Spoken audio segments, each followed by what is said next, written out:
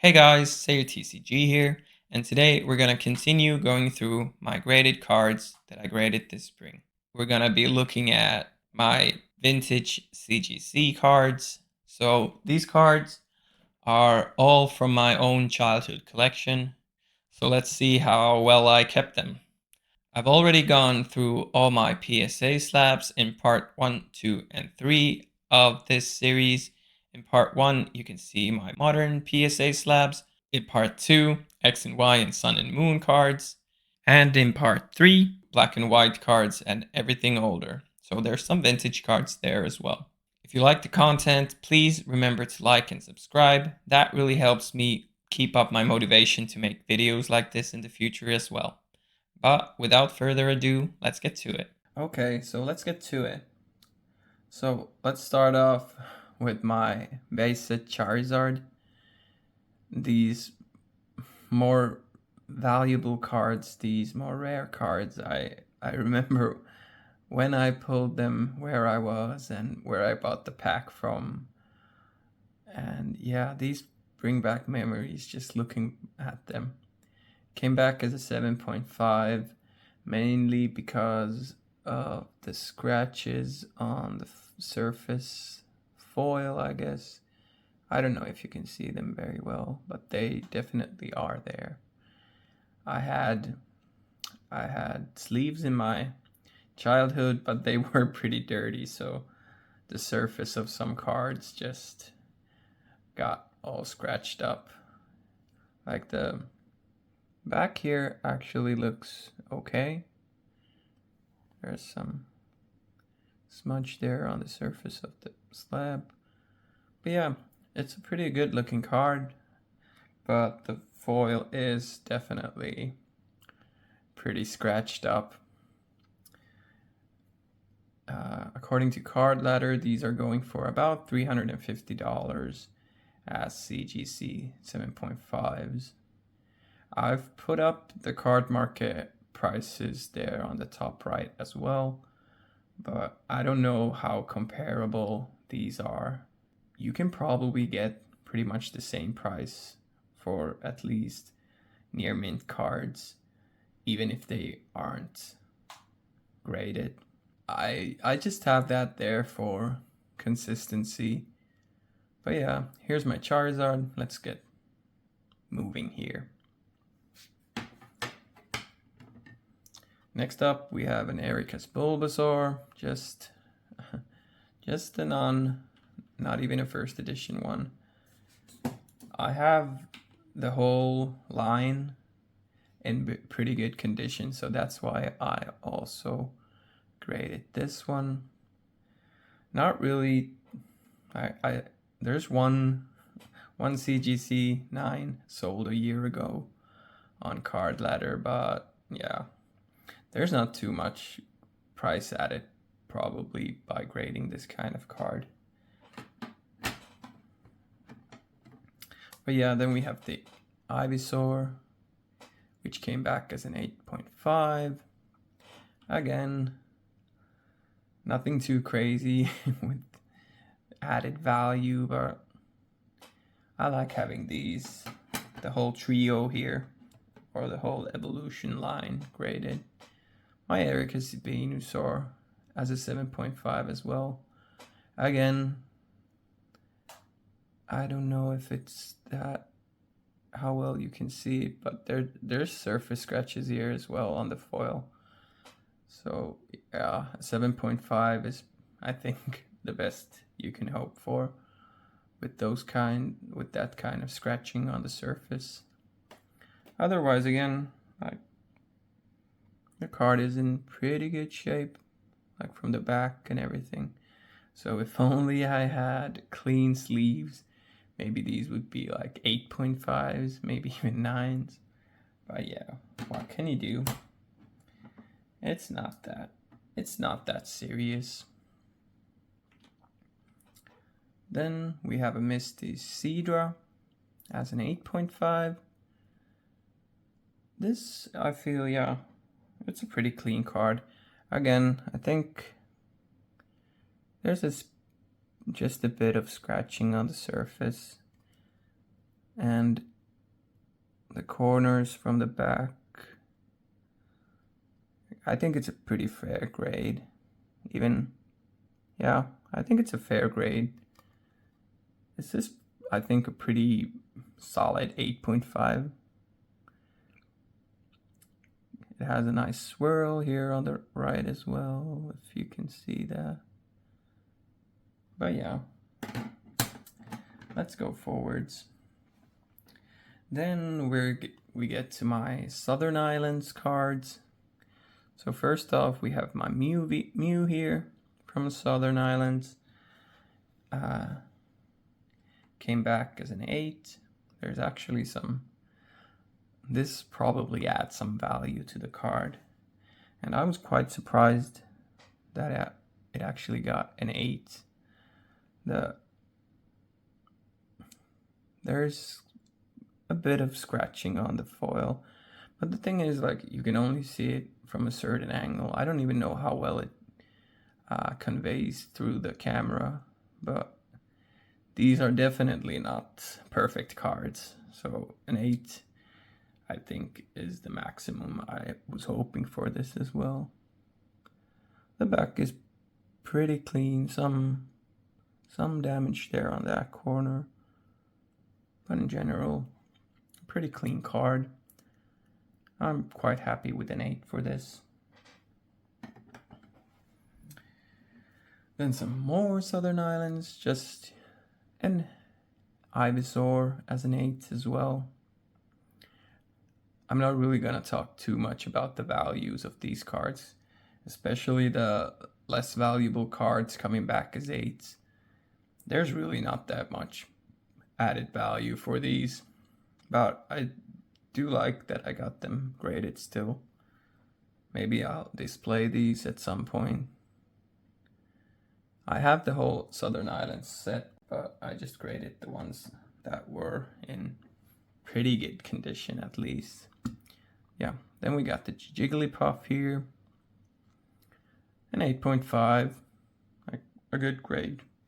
And it's in pretty good shape as well. A little damage there on the corner. Some smudge here as well. So actually a pretty high grade for this card. But I'll take it for sure.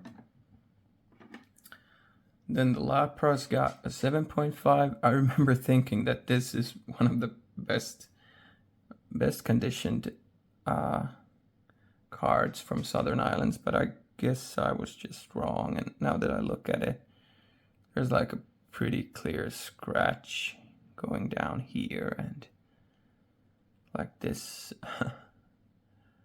scratch here as well. And so yeah, wasn't just very correct in my assessment. But yeah, let's move on. Then this actually really surprised me. This Slowking came back as a 9. Because, again, there's just scratch, like you can see very clearly the scratches here on the foil. Yeah, I'll definitely take a 9 for this.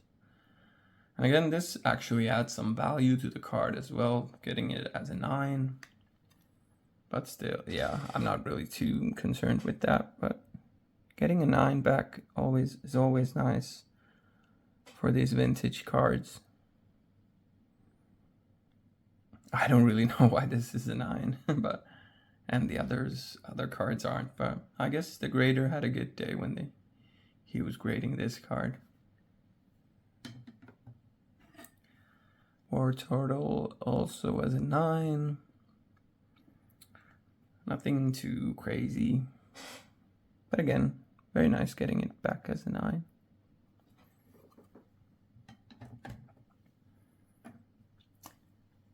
Then we got a Licky Tongue, still with the Southern Islands cards. It's an 8.5.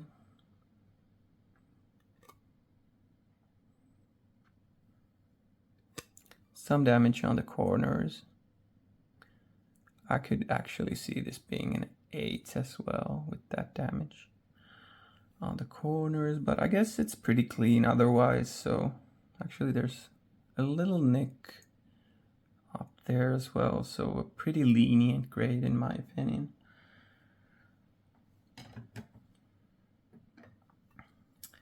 And the last Southern Islands card that I graded is the Vile Plume, which came back as an 8. Again, I feel like this one actually probably has least in terms of scratching on the foil. But I guess, yeah, there's a pretty clear nick on that corner. The corners aren't that great. Probably the surface isn't that great either. So yeah, I'm definitely not complaining about an 8. I think it's a pretty reasonable grade for this.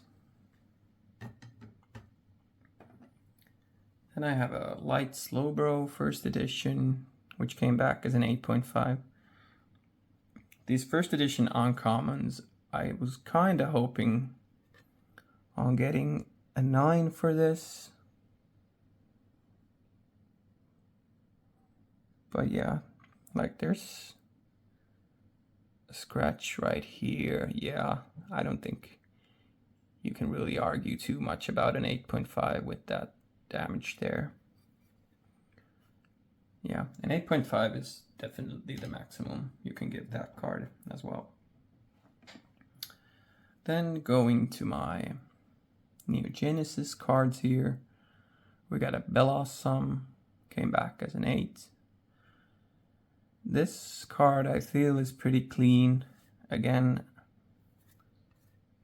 well, there's some edge wear, and I was gonna say the foil definitely has some scratching as well. It's hard to see. I don't know if you can see it on the camera, but an 8 I think is a more than fair grade for this as well, and pretty consistent with the other grades as well. Then we have a Pichu from Neo Genesis.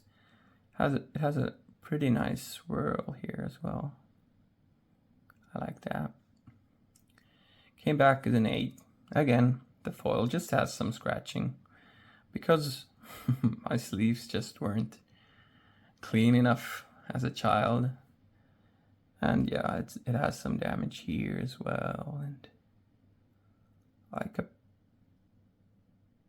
again a pretty lenient 8 I think for this card. If I sent it to PSA, well, maybe it would come back as an 8, but I would think it actually comes back as a 7. So I think CGC is quite a bit more lenient with these vintage cards. For modern cards, I didn't really notice a difference, and maybe even CGC was more strict. I don't know. But yeah, then we get to, this is a pretty exciting card for me at least. It's the first edition Neo Genesis Steelix with a minor miscut. So you can see the alignment dot here on the bottom right corner.